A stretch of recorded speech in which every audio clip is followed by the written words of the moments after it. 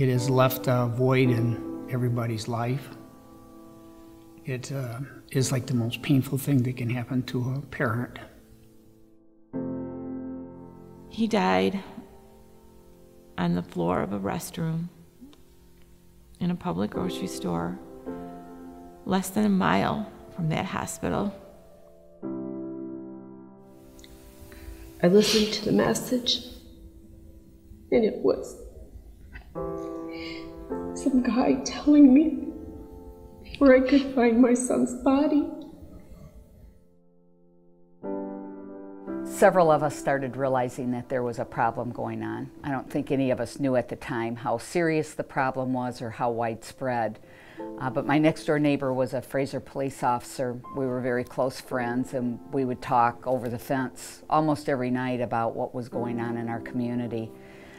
And there were several deaths. There had been 9 deaths in a little bit under a year in the Fraser-Roseville area.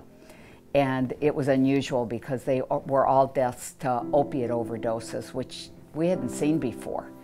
And she decided that something had to be done about it and formed a town hall meeting that was going to meet at United Methodist Church. Our former DARE officer, Lisa Pettis, decided to hold a town hall meeting. We invited numerous people from the schools, the courts, neighborhood groups, parents. We all met into a church, and that's where it all began. Shortly before the meeting took place, there were 2 deaths from Fraser High School, a 17-year-old young man and a 19-year-old young man that passed away within a month of one another, both to overdoses to heroin.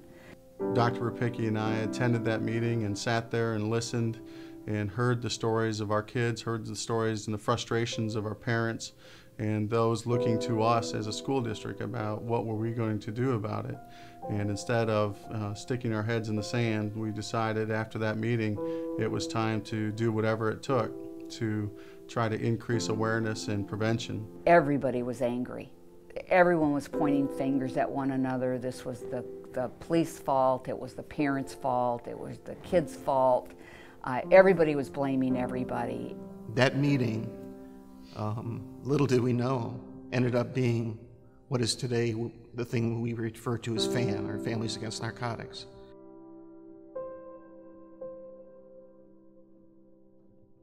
To our knowledge, during all this time, though I might have suspected, he was a good kid, and we never knew that he did anything but hang around his friends. He did his sports, and we didn't really know that he did drugs at all. On March 4th of 2007, our son told us that he was addicted to heroin. But he was actually detoxing in front of us. We thought he had the flu. It was the flu. He was detoxing right on our sofa. It's very shocking. It's very upsetting.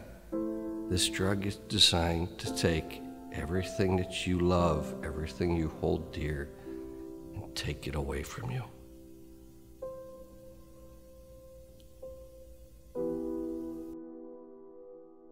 My eyes have really been open to the problem with indiscriminate opiate use and the effect that it's having on our community members, especially our young people. I've sat in this office and talked with students who are Division I athletes and have had an injury, and they were prescribed a painkiller that simply caused them to get addicted pretty quickly. And I've had students, young ladies who are academically, 3.5 and above, and sat here and tell me that, Dr. Richards, you don't understand. There isn't another thing in my life that makes me feel this good. Growing up, I didn't think that, in my 20s, I would have developed a drug problem. I can't even describe how broken my heart was at that moment to know that I had crossed the line that I promised myself millions of times I would not cross, that I am becoming the person I swore I would never become. Because this is not what many people think of when they think of drug addict or alcoholic. Usually it's the guy on the side of the freeway holding the sign, "We'll work for food," but it's not a guy in a coat or with a collared shirt or who's half articulate. but that is my story and that's who I am. You know, when I was a kid growing up, I always looked at, you know, addicts as, you know, the people living underneath the bridge that had no family, that, you know, came from nowhere. And, you know, that was ingrained in my mind, and that's what I thought an addict was. And I sure as heck didn't think that I could be one. They're good people. They had a problem. They needed help. They got help. But there's still a lot more people out there that need help. These aren't throwaway kids. They're not street kids. They're your kid. They're my kid. Your next door neighbor. And it's really worth the community coming together. Almost every group that we touch, you can see a change in attitude. Police officers used to think, arrest these kids, throw them in jail, get rid of them. Judges thought that was the way to deal with them. All good kids from good homes just making poor choices. And fear is what keeps people from getting involved. And we need to come together like FAN more as a community with other communities, you know, build bridges. I'll lean on you, you lean on me. I went to the FAN meeting and I saw something there that I hadn't seen at the 12-step meetings that I go to, or anywhere else for that matter. It was families and parents and kids and loved ones all coming together, sharing a common interest, and being able to be open about what's going on and looking for help and being pointed in the right direction. What I found at FAN was a support system. It wasn't like the meetings like AA or NA. I was talking with families.